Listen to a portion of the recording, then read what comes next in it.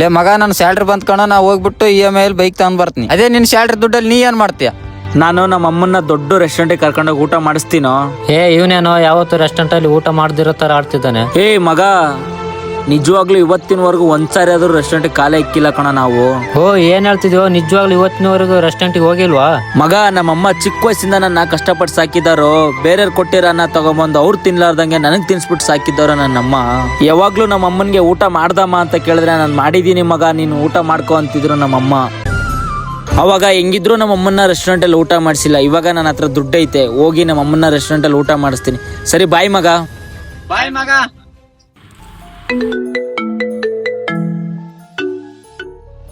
Hello, ಹೇಳ ಮಗ.